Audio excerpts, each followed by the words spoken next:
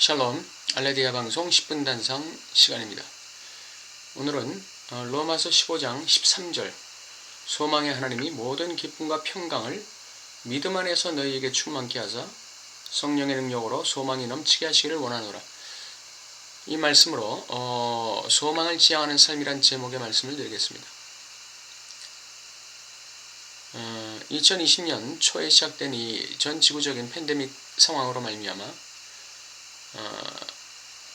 지구촌의 모든 사람들이 정신적으로, 신체적으로, 경제적으로 매우 열악한 환경에 놓이게 되었습니다. 수많은 사람들이 이런 어려움을 견디지 못하고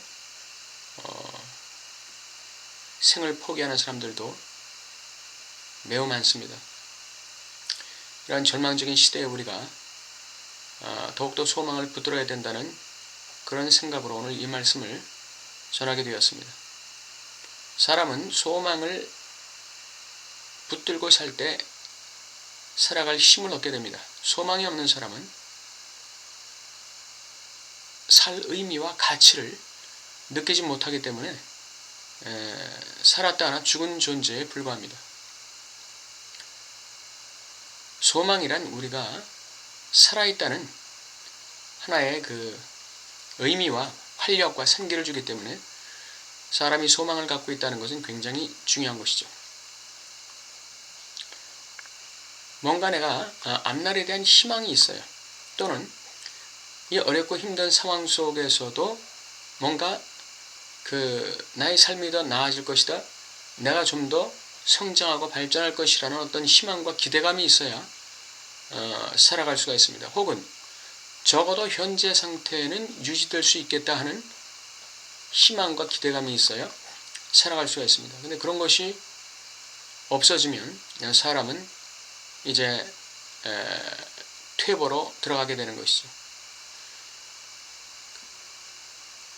이 하나님께서 진흙을 빚어서 사람을 만들고 거기에 생기를 불어넣으셨는데 그 생기라는 것은 사람을 단순히 살아있게 만드는 힘이 아닙니다.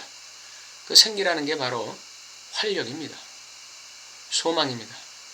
기쁨입니다.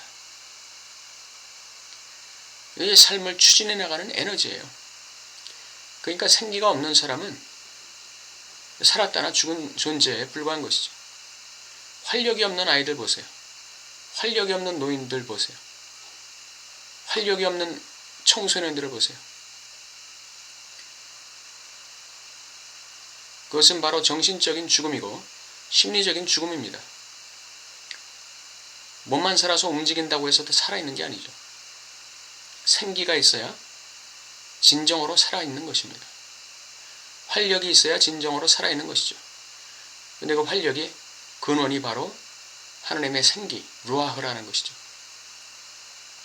그러므로 우리의 삶 속에 소망은 어디서 오느냐? 하나님의 생기에서 온다는 것을 기억하셔야 됩니다. 오늘 본문 말씀에 하나님의 생기가 뭐라고 말씀하고 있습니다.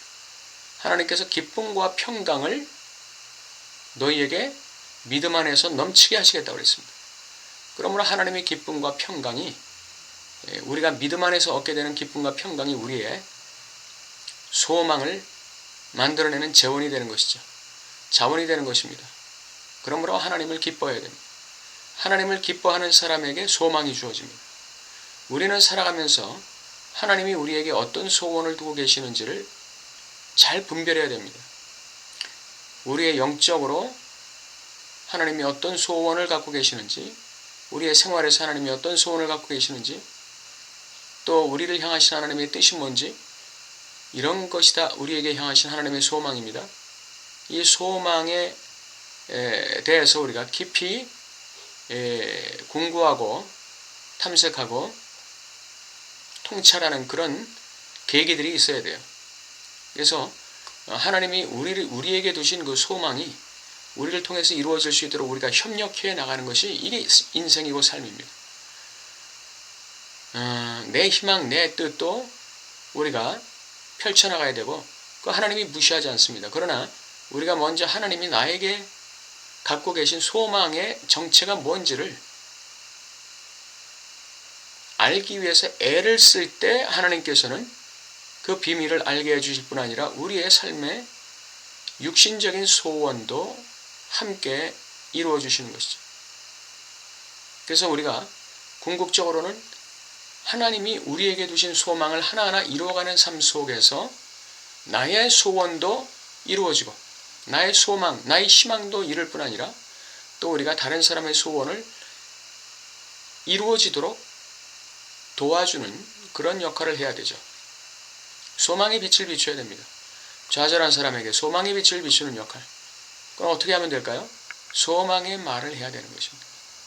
나 자신이 나에게 소망의 말을 해줘야 돼요. 내가 내 가족들에게 소망의 말을 해줘야 돼요. 내가 내 회사 직원에게, 내가 내 단체에 함께하는 사람들에게 소망의 말을 해줘야 돼요. 소망의 말이 넘치는 가정이 복받은 가정입니다.